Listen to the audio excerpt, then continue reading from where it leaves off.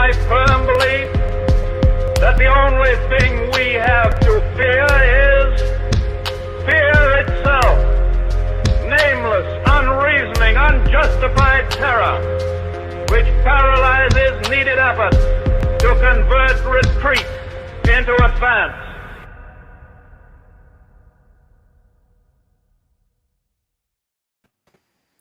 Hello, everybody. Hello. Hello. Hello. For the third event of our series in European perspective. And so this time we ask who are the agents of changement in Europe post-COVID? So we question ourselves and debate today with our guest, because it's me now that host the transmission. So, as we see everywhere, ancient paradigms are changing at all levels. And where we are now, backward, forward, or nowhere. In any case, everywhere in the world, groups, movements, associations, people have and propose, spread idea, petition, plans, even stream of consciousness. And to change after COVID, world, we still in ancient paradigms at many levels, economical, environmental, and so on. But concretely, how all this storm of energy that we have may be transformed in action for the progress of all, to come out this COVID crisis better than we enter. And so we ask ourselves how to drive the change. For the moment, is there anybody who is driving the change? We see in the moment public situation as ECB, Federal Reserve, OMS, state, private corporation on the action, for the bad or for the good. But people, citizens in Europe, that's what is interesting for us, why for the moment they don't arrive to drive the change? So lack of democracy, vision, or whatever. So we discuss this with Marie-Hélène, that is president of European of Anticipation Politics and is published director of GIB by LIP. Marianne Ranke-Cormier, that is president of Citizen Root. Marco Moiso, who is supervisor Roosevelt Movement UK, vice president of Movimento Roosevelt. Nino Galoni for the moment is not present, but I have some messages from him because he's very captured by many events that he does in Italy. And me, Maria Zei, and now host this transmission that I'm supervisor for the Movement Roosevelt in France. So I will give Marie-Hélène the first word. What do you think? And Europe for Europeans, finally. Europe for Europeans, finally. Yes, that's. Are we there yet? Not sure. At least it's not yet fully articulated. Probably in the past crisis years that we've had, somehow the opinions, the feelings, the requests of the people have been taken into account probably better, because it's been vocalized more through populism and all that, because there's been this anger all around. So de facto, some kind of democratization in the sense that populations are being heard better, taken into account better, but it's still, nothing is really organized yet.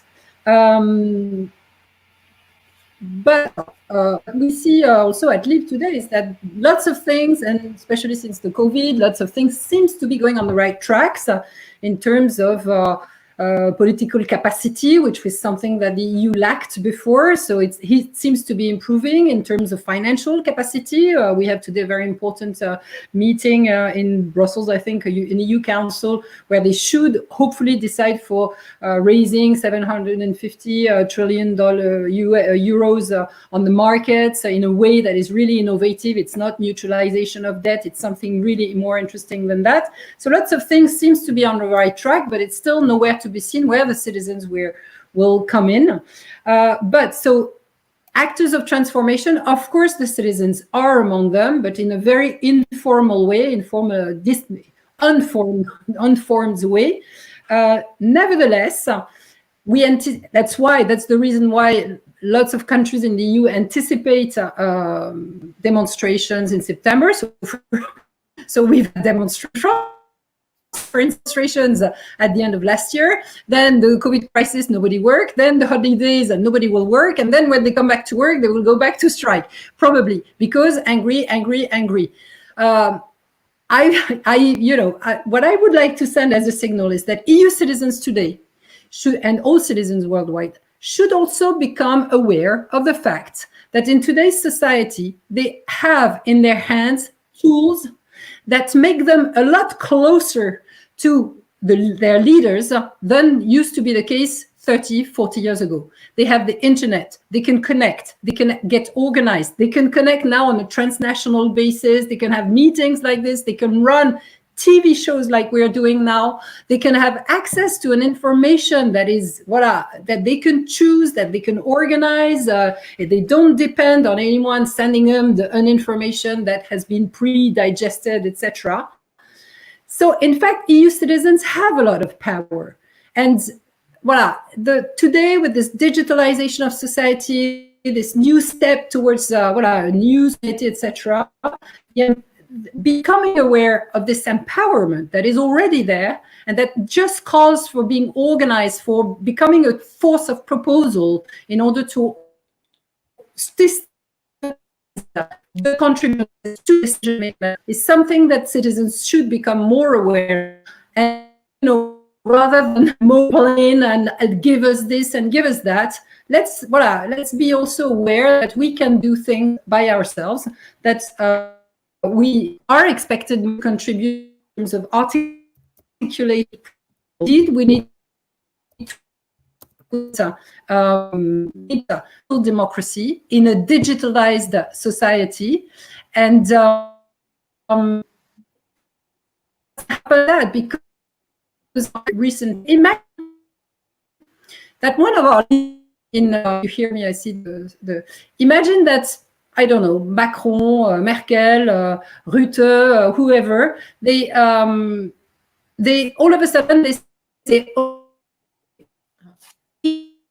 understand the is in place to digital platform to contribute this way and that way, and so you can connect to people who are, this kind of vision that we have in terms of future. If it came less of an EU leader, it would not be accepted. People would be on the streets. So we can't wait for proposals the kind of step forward towards new forward, etc. So it needs somehow to come from a growing number of responsible and aware of their empowerment to get organized and start really innovative tools in order to become full-fledged actors of transformation with regards to building the society that we for us.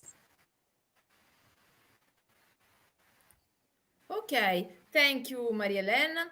We have some problem offline. I don't know if the other ask. So then I would ask to Marianne to tell me what she thinks. So the civil society that is going to be organized, what direct democratic tools or relay they may have, and what is their impact? Well, I have to unmute first.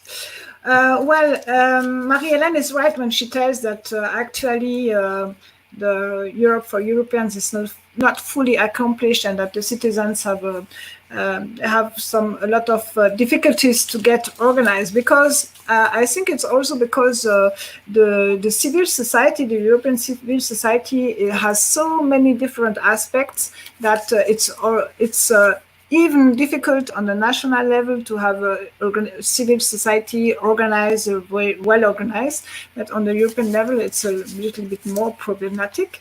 There are more difficulties.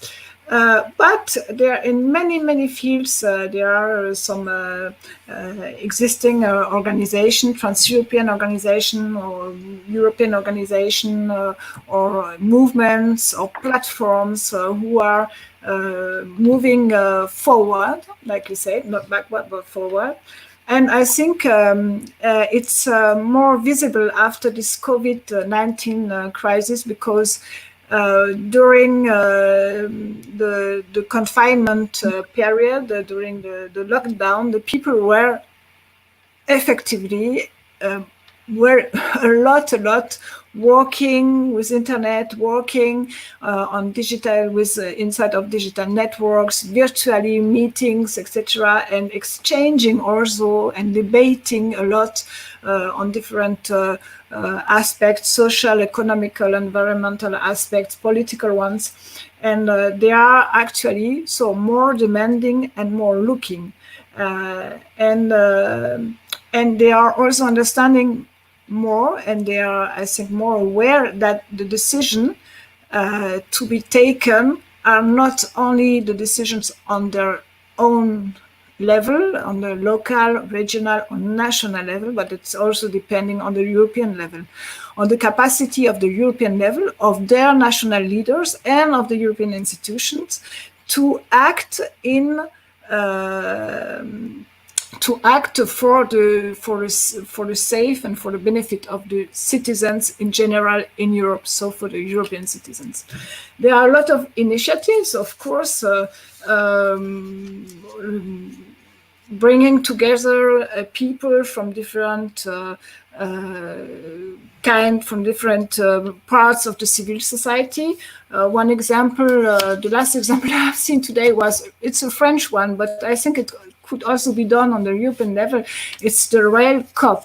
It's a cooperative of citizens, of enterprises, and of local authorities militing and working for the opening of old railways, links who were shut down in the last 10 or 20 years because it was not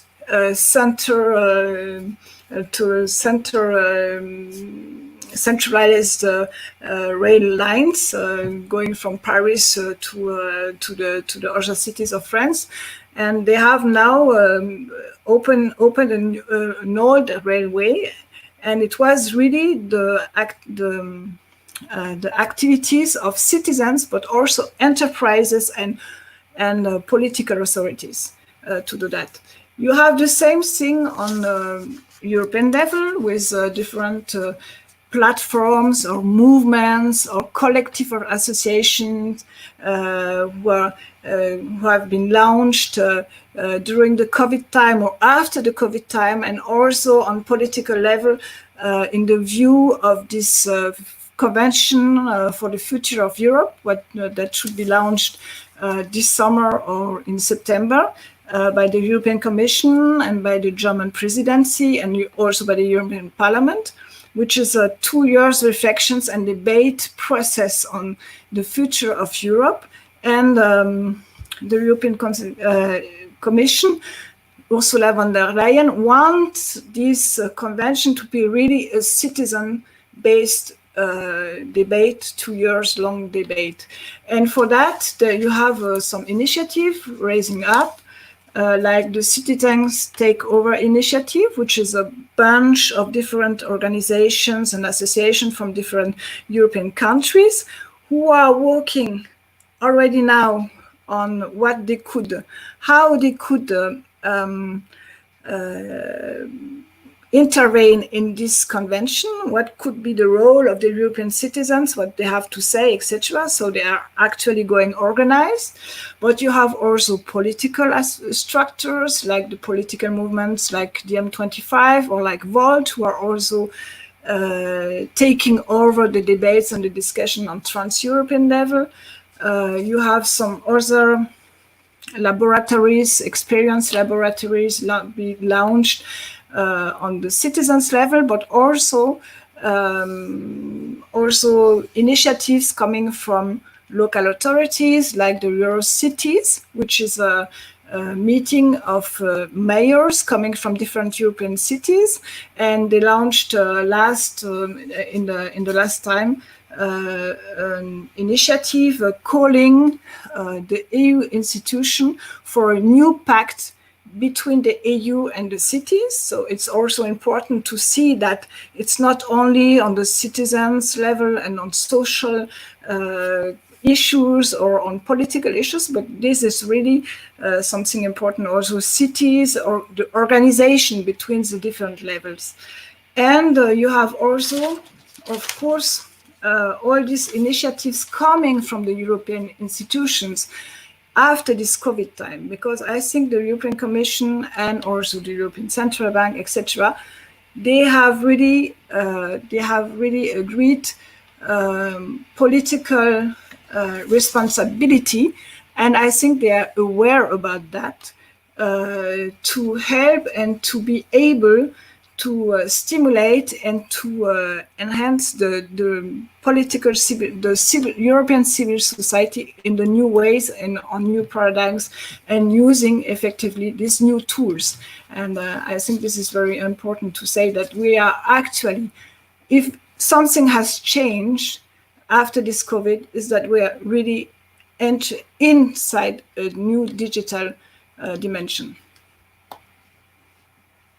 Yes.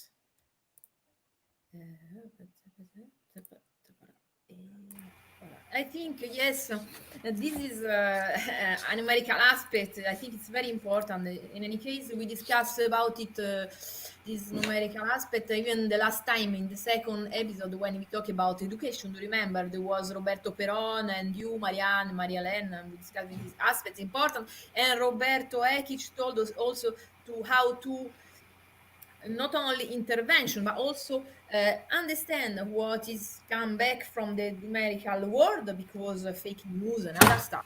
Do you remember? So it's important, veramente an important issue. And in any case, if I may speak for something that leave me Nino told me that it's a question also of consciousness. I don't know what you think, but he thought that these big categories that he have in mind. Do you hear me? Yes. Okay, because my image, I think it's freezed. But in any case, no problem. And then he told about where come from some initiative, society, people, family, young mom. It's consciousness, but their impact maybe is less limited respect of what we can think about state banks or firms. But for him, he talked about also church or institutional or religious institutional. But he told him that these institutions are no more good enough to inspire people. The state, that can be the principal actor, sometimes seems out of order, or in any case the political class not seem too much at a big level. The bank that are in this system, because they are in the middle of this flux, they maybe even know where they are. So he put a little attention on entrepreneurs, people who make activity, not only for business, because you have many initiative entrepreneurs that are in social stuff, what we call in France social economy, because they are the commercial economy and the social economy. So he told that he maybe has some hope in this state of consciousness. So this was his contribution by Nino that I wanted to say. And then I will pass. Nino Galloni, the economist, right? Yes, the economist. So and then I will give we'll ask to Marco. So in this direction and in our movement, we can see Europe in the context of dependency also of corporations, finance, and also with people who go from politics to finance, and then finance to politics, that have this was called a revolving door. And then in the context of the big scheme, that what they can do also people in Europe, in a scheme where we have all the other players. So Voilà. Okay. So I will do a little backdrop if you allow me. So I think that when you look at history or at a historical moment, you need to think of a cake. And a cake has got many layers. When you look at history, all of the taste of a cake can be influenced by each one of those layers. And when we think about history, we always think about I don't know. There are a number of layers. The arts, for example, have a strong impact on the overall taste of the cake, on the overall on creating a specific historical moment. If you think about the development in sciences, the development in warfare, if you think about the people, the level of consciousness, as Nino was saying, the level, if you think about the politicians' activities or the economical activities, those are all factors that influence the development of history. And there is actually, as Nino was saying, one layer of this cake that is not very much talked about, and that is the layer of esoteric and religious organization. I think that esoteric and religious organization have got an impact on the development of society that's as great as that one of political organizations. Now, after the Second World War, however, in order to simplify this big cake, we could say that people were represented by politicians. Politicians would use the economy to create a vision of society that they had in their minds, and the economical world would leverage finance to support real economy. Then at some point in the history of the Western world and of the 20th century, this relationship has changed, has shifted. The power relationship inverted. So rather than having politicians making choices about economy and the economy using finance, we've flipped the relationship between those actors. We now have financial institutions that create an economical context, and then politicians are forced to operate within the realm, within the boundaries that are created by the financial and the economical bodies or corporations, if we can say like that. Now, this has happened roughly from 1973 onwards with the petrol crisis. Until the 1973, we used the Keynesian economical theories to get the economy started after the Second World War. That was the most wealthy period of the history, I would say. And during that period, there was the idea that governments should use economy, should control the economy, keep it free, but they should have a steer on the economy in people's interest. Then from 1973, this has changed. After the economical crisis, we entered the neoliberal economical paradigm. We started the dogma became that economy has got to be free, like the laissez-faire period of the 18th and early 19th century. Of the 19th century and the early 20th century, and that the economy should let completely free, and the government should not use the economy to look after the interest of people. Von Hayek, which is the ideologist of the neoliberal economical theory, used to fear that if governments got involved in the economical realm, that would eventually lead to wars between countries. So there was a shift in paradigm at that point. And in 1994, with the creation of the WTO, with the World Trade Organization, we started globalizing not only the financial market, but also the economical markets. With 2001, when China entered the WTO, we created a completely global financial economical market. However, we did not, in the face of supranational institutions, we did not create a real supranational international institutions that were really democratic and that really had the power, the leverage to work in people's interest. So we can think about a number of public institutions. Let's think about NATO or the World Health Organization, the United Nations, the International Monetary Fund, the World Bank, the WTO. These are all organizations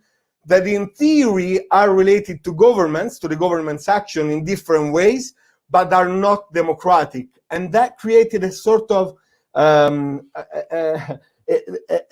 the relationship between the will of the people and the form of governments was completely changed.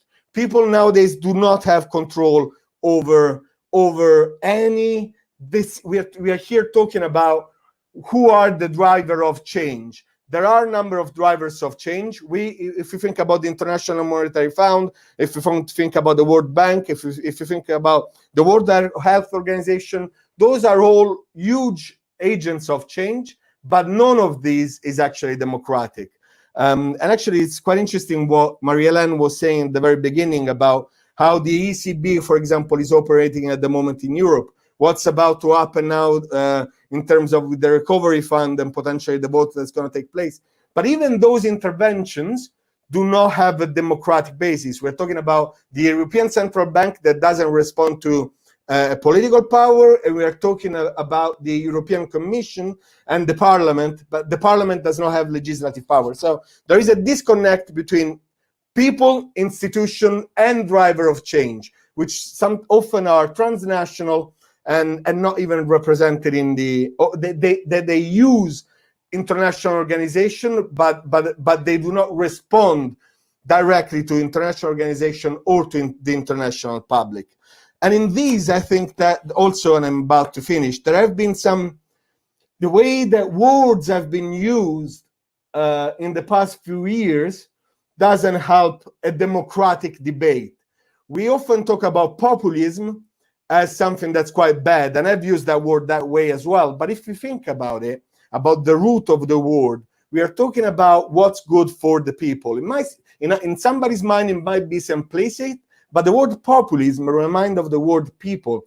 And when we think about people, we cannot only talk about the mind. People are made by mind, body, and potentially a spirit, right? But a legislative action should at least try to address both mind and body and physical needs. At the moment, I think that this has not happened. Another thing is we've been criticizing the sovereignist movements, but democratic institutions are based on the sovereignty of the people.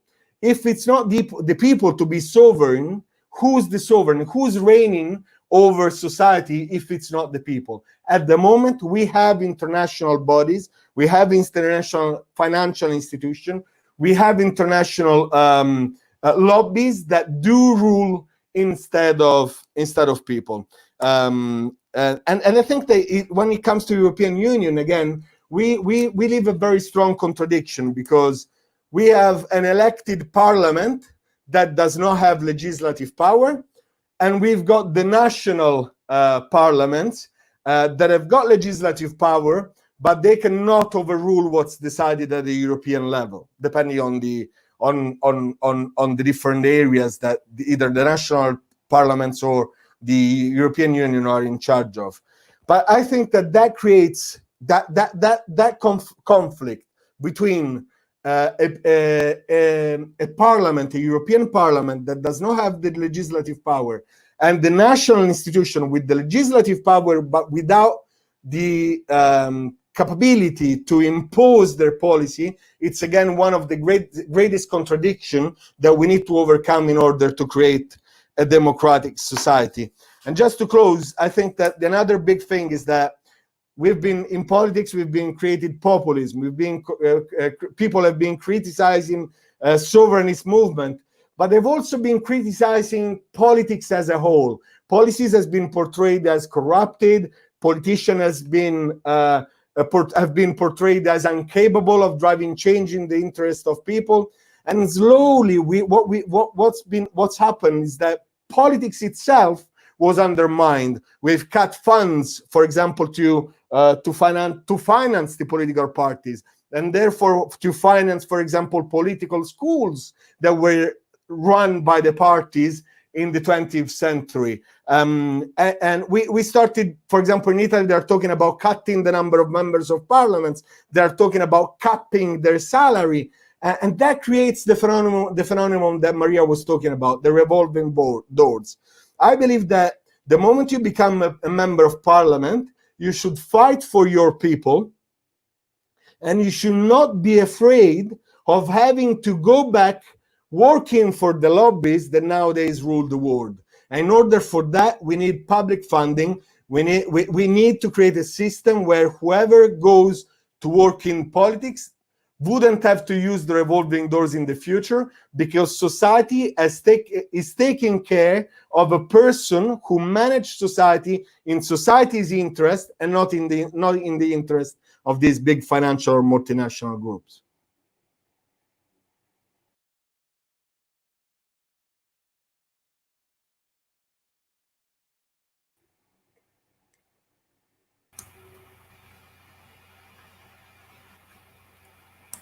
Maria, we can't hear you, Maria. Sorry. You go on, Maria. I'll do it. Thank you. So thank you, Mark. So we finished this first tour, and I think that we complete all the pieces of the puzzle, because there is a lot of element, I think, in our discussion. So what I think that we may see a big gap between the drive who drive maybe not in the interest of the people down who oppose many things. There is this big gap that I think we should fill. And the initiative, as Marianne said, for citizen takeover or others, but they are not the only one, are interesting. But I think that we should think to tools with the numeric word who Marie-Hélène first cited. I think that we should put this together, because this, I think, make the point on the problem of our time, that is the democracy itself, and how to participate of the real Maria, can I suggest something? Rather than zooming in everyone, maybe we can keep it as it is, so that we can talk with each other without doing long speeches or things like that. Maybe we can just have a chat between ourselves. I can stay with this for example, you know what? Because we were talking now about the European Union, and I would really want to ask Marie-Hélène and Marianne one thing. For a long time, we've heard that the European Union or the United States of Europe should have been realized by incremental steps, by using incremental steps fashion or modality. However, nowadays, for example, yesterday in Italy, they announced a new party called Italexit, and apparently they want to leave the European Union as well. So my question is, there is a new party that probably is going to be called Italexit, like Brexit or Italexit. So, and my question to you is, COVID created also the perception that we are connected in Europe. However, people are very angry with the European Union, and there is that disconnection. How can we still think about incremental steps when we think about the development of the European institutions, or we should think about doing a bigger step driven maybe by necessity? Yes, this was I talk about the gap, because there is a big gap between what told the Nino people, entrepreneur, economic, social, economic, or the others at the drive, but there is a big gap. And so this is why I talk about citizen takeover, but the others. But even it's strange. This for me is put the question of democracy, because today the news in France was that there was a citizen assembly convention that was drawn by a lot of 150 people in the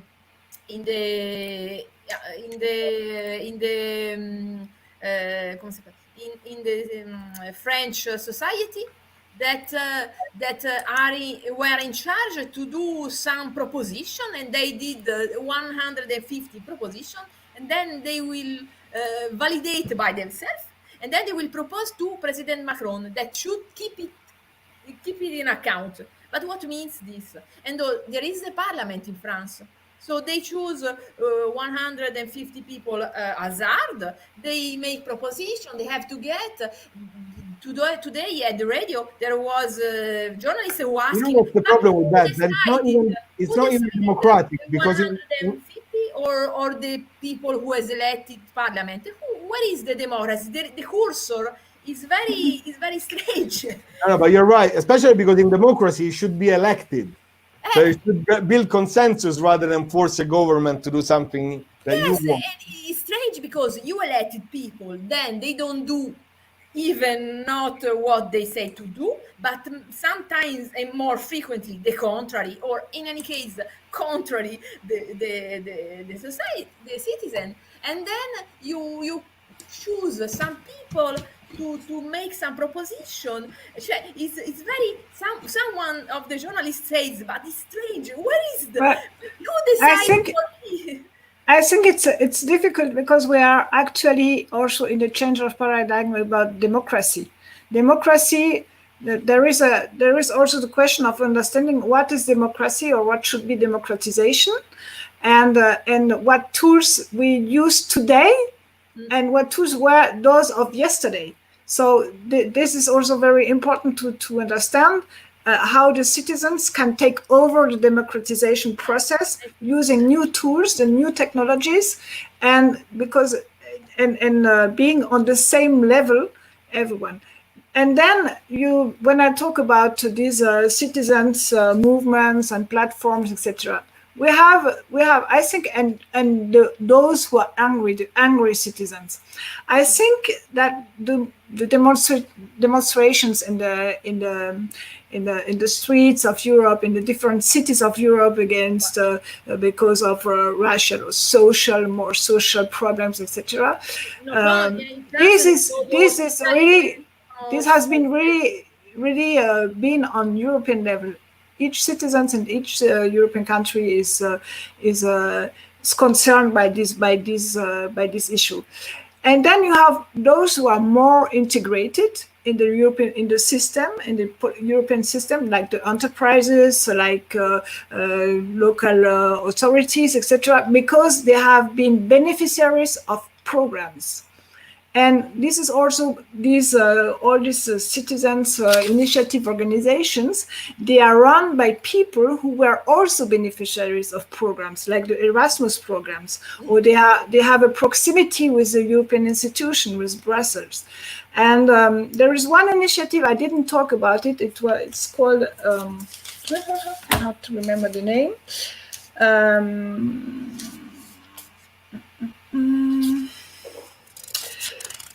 Well, it's one initiative. Their objective, their aim is to say, if the citizens don't come to you, then bring the institutions to them. And and this is really, I remember the time with Europe 2020 and the Eurorings, this Eurorings project, which was bringing the institution closer to the citizens than the citizens closer than to bring the citizens to Brussels. It's not possible. But today, with all the different digital tools, technological tools we have, it's so easy to bring bring these institutions to the citizens. But do you believe the parties then are belong to the past? The representative democracy belong to the past? I think that the political parties, as they are understood today, are belonging to the past. Yeah. Because a political party should not be something corporatist, and should not be something staying there for a long time. I think today a modern political party is something which is flexible, which is agile, which is able to change and able to say, okay, we had a program for these elections, and for the next one we don't agree between the members, so we dissolve and we create something new. Yeah, something more fluid. But in any case, I remember when we did, Marianne and Maria-Hélène, the initiative I Can, if you can give some small remind, because even this was initiative very interesting. It was after Louvain-la-Neuve. You want to say something Maria-Hélène? about the initiative I Can? I'd like to say something about representative democracy also. Maybe well, it relates to I Can, but it came across my mind recently that at the national level, we have senates and national assemblies. The Senate is supposed to represent corporate interests, whatever kind, and then we have the National Assembly, which is supposed to represent the people. And now we have two, and it's the lower chamber and the upper chamber. That's the way we have our democracies. At the EU level, we have supposedly the upper chamber, which is the EU Council, and the lower chamber, which is the European Parliament. Problem: all our parliaments worldwide have become in the hands of lobby groups, of groups of interest, etc. So we have two higher upper chambers and no lower chamber anymore. So I think it's an interesting angle to say that we're going to complete overhaul. Maybe, I know there's been, I think in Ireland, they tried to get rid of the Senate, of their Senate, and by referendum, and people didn't want to get rid of their Senate. But deep reflection on if we have two together, I don't know how, and open people's chambers to new tools, to the digital versions of parliaments, in order to indeed, now that we are in a digitalized society completely, it's true that somehow it was difficult to invent a digital democracy in a society that was not completely digitalized yet. And now we seem to be, everybody's beginning to really understand what it means to be in a digitalized society.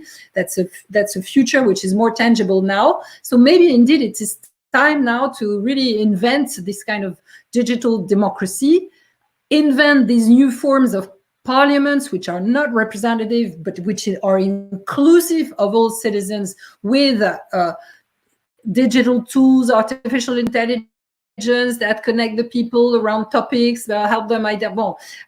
Voilà, we can elaborate this vision in one next session, for instance, of the kind of democracy that long after 30 years of reflection on this topic, we've come up to. So that would be maybe something that I wanted to say. The other thing is that you were asking if we should go on with the incremental method. You were saying, Marco, no, definitely not. I think now everything needs to be rebooted, and somehow, at LEAP and in the Frank-Biancheri networks, etc., we've been very critical of the EU ever since the beginning.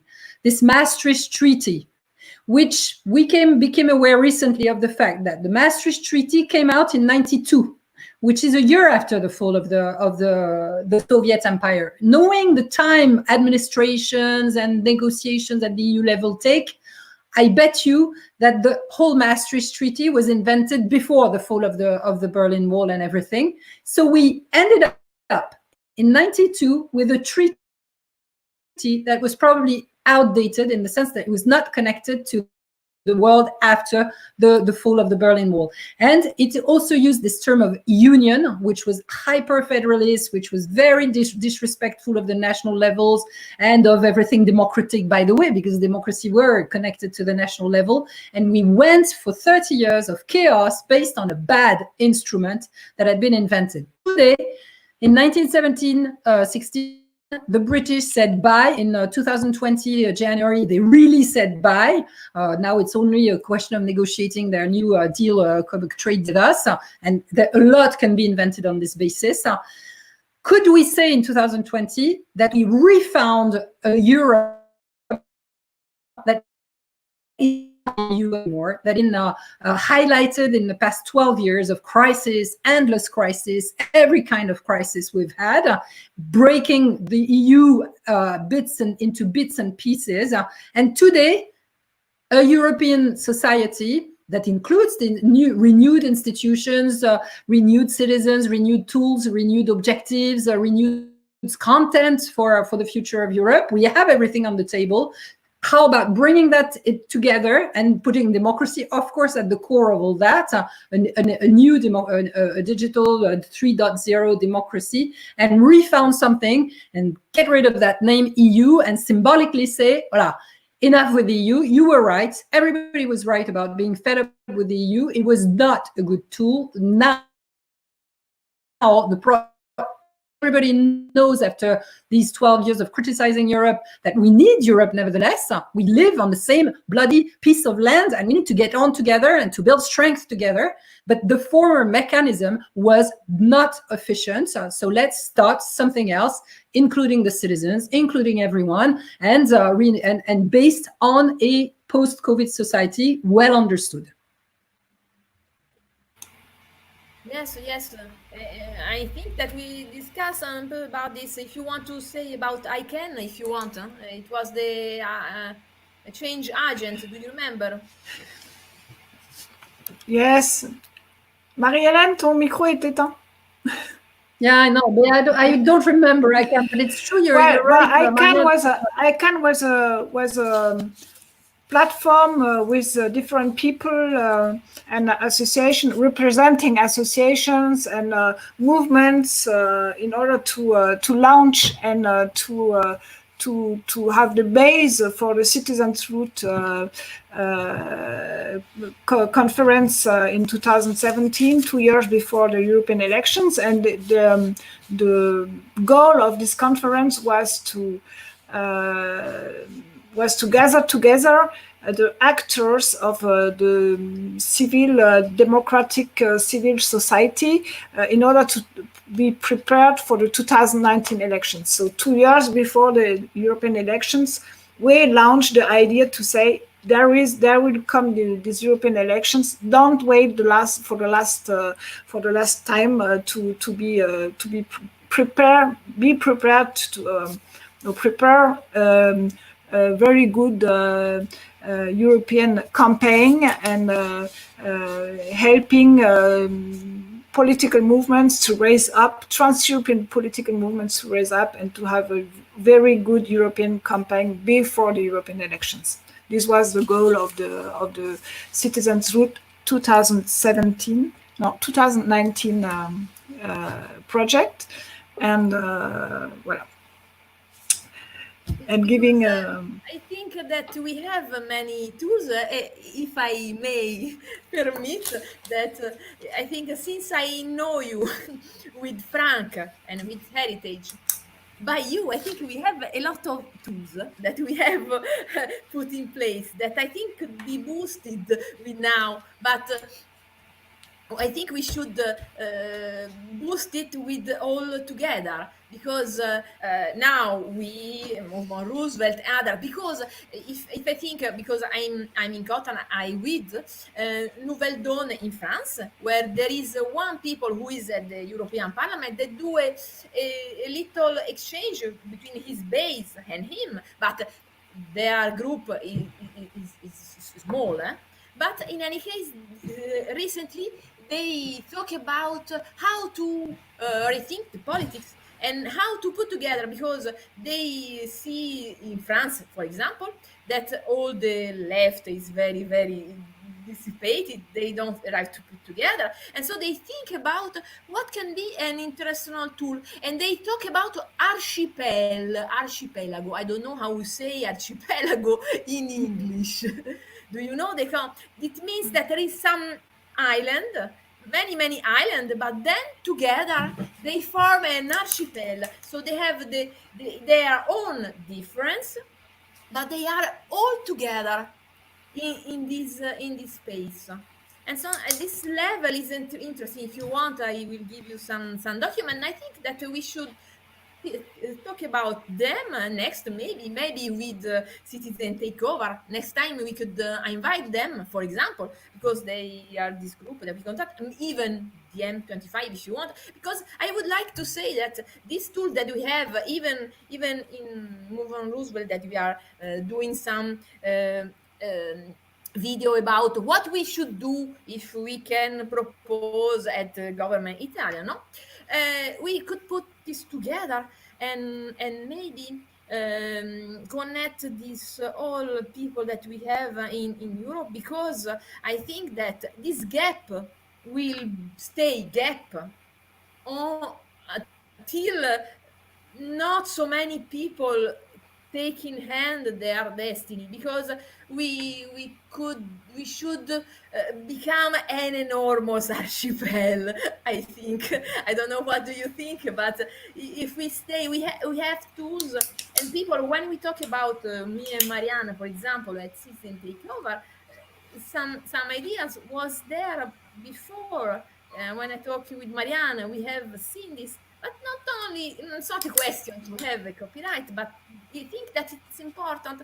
Some concepts that Frank said are still the actuality, and even, as Marco said, some concepts of Keynes or other, or as said Nino, we should take these pieces of our past that they make a proof or their validity.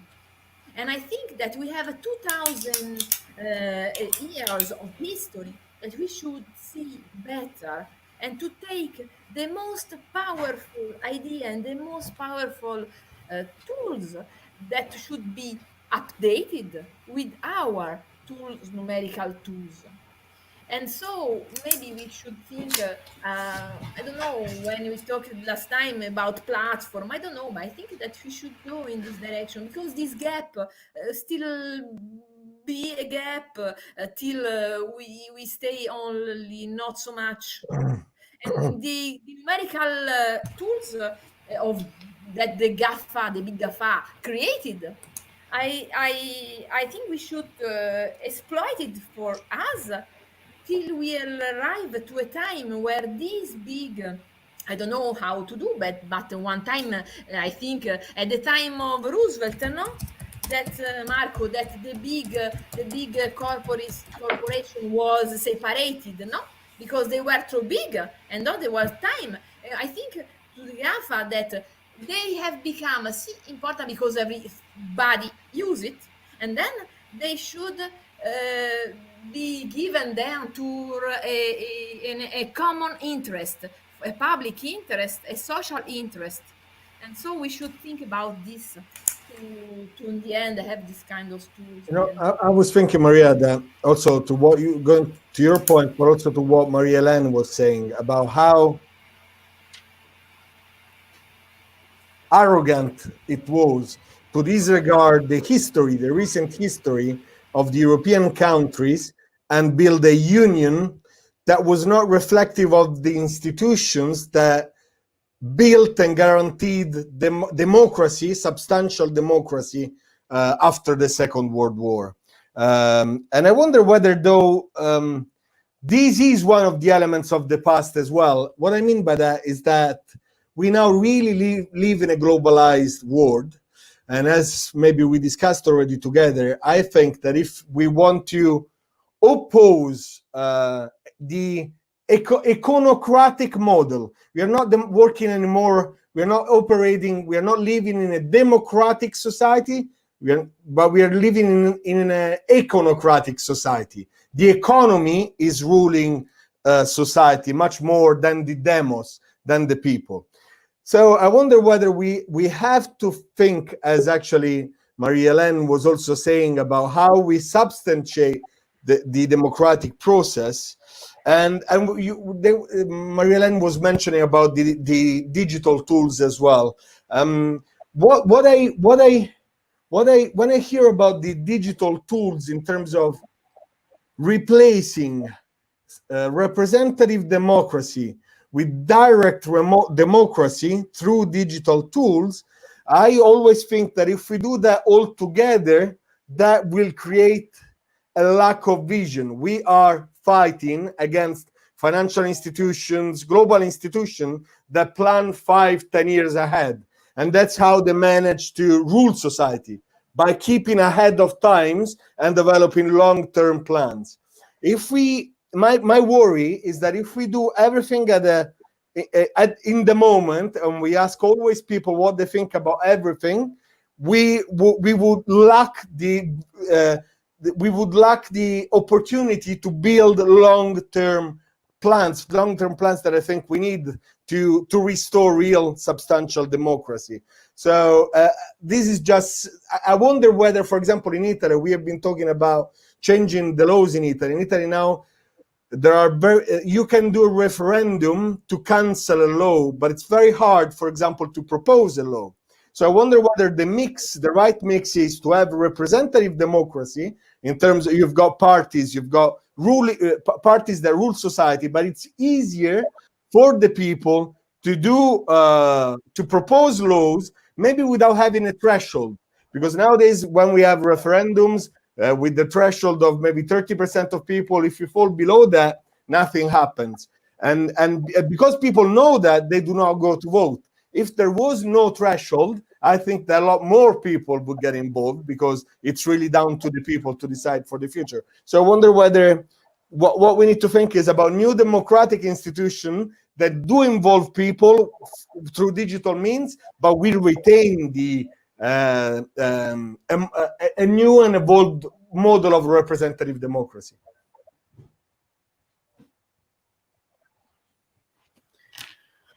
Yeah, well, I think we would need proper media, for instance. You know, you can have this vision produced not necessarily just by the debate can be enlightened by a society that produces vision with people and with media who are in charge of transferring this comes from connection with the people. No one has any vision in the former system. We lacked any kind of vision because there was this disconnect. Precisely, the vision of a leader comes from the anchorage of this leader into democracy. So if there is a way for the leaders, because there will be leaders anyway, in any case, or transmitters between these democratic reinvented platforms and these administrations, I think there will be people in between that to connect, who are therefore the leaders, carrying the will of people and making sure that the will of the people translates into this into execution. These people, they can be tools to connect the people together, will also the leaders too, and therefore the leaders will have the tool for a better vision, for a more future-oriented, a wider, broader ranging vision. We work on this topic very much in this topic of collective intelligence of the future, based on the political anticipation, which is the method we use at LEAP, and we use it, we integrate this notion of collective intelligence of the future in private organizations, schools. I'm testing that on a school currently, and so the idea is to connect the people of the corporation, of the group, of the organization, and ask them and trust them with the production of a collective vision. You know, every component of a group has a different angle on reality, which is relevant, and the combination of these angles, it's like a car. You have a car and you have just a driver who sees with it. That's the leader. He's driving the car and he sees just what's in front of him.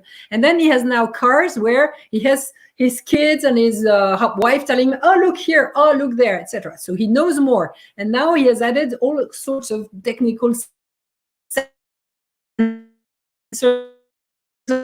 in order to know what's behind, to be connected better, everything. So democracy, the way we see it, is not reducing, it's enhancing and anchoring vision into connecting everybody's angles. I don't know if you heard me because it keeps cutting. I'm sorry, I guess it's my I just want to add that it's not because it's direct democracy or digital democracy that there are no rules and there is no organization. I think this is something we have to also to think after, and this has to also to be invented. And well, it's not the jungle. No, yes, I think that we put up different. What would the institutions look like, Marianne, in your mind? What could it look like? Like, from a governmental perspective, how it could look like? I must say I have I am not so well, it's very difficult. I think there is a lot of things to be discussed and to be invented and to be implemented and to be tested also, because we in the 2000 we launched the first trans-European internet online election in 2000, and it was really a test. It was a student to elect a European Student Council, and it was a very interesting experience, because yes, we had to invent the bodies, the tools. We had to discuss with the different people involved in the project, and also with the voters, with the electors, with the candidates, how we can proceed, and so. And I think this is really comment on dit un chantier? È un cantiere, Marco, come si dice in inglese? Comment on dit un chantier? Construction field. Aspetta, te lo dico. This is really something to be built. I don't hear you, Marco. You have to switch on your mic. Construction site. Chantier, construction site. Yes, but I think it's very stimulating also for young people to be there, to say, okay, we will construct our own tools or our own, we will build our own future and a basis, and can this thing happen bottom up, or you need a top down initiative? No, it has to be on the same level, not top down. I think the young people are very aware about the challenges of their future and of democratization of Europe. I think they are aware about that, also about the democratization in general, and how they react. The young people, when you see how they react with the demonstrations for climate, for the environment, etc. It's not top down or bottom up. It's just on the same level. Okay. They have a leader, but I am not sure that the leader is so important for them. The leader is something for the media. This was also the problem with the political party we created with Europeans. We had no leader. So the media didn't know who to ask. Who were the people able to communicate with them, to have an interview, something like that. It was a citizens' movement, so there was no leader. It's the same in the front. When I was a Nouvelle Dawn, we compare with Italy when it was the movement of Beppe Grillo, where there is Beppe Grillo is a man of show. But when we were with Nouvelle Dawn, we talk about that someone maybe who may talk well and explicate well, but not only one, maybe 2 or 3, and the other that together do a big work together. And then there is someone maybe who is referent because he knows how to speak, he has a certain charisma. But the problem is now, in the past, the old politician has a charisma only for themselves. No, nowadays people should have a charisma to represent the charisma of the representative of the archipel. I think so. I think that we put in evidence many things. I think we should fill the gap.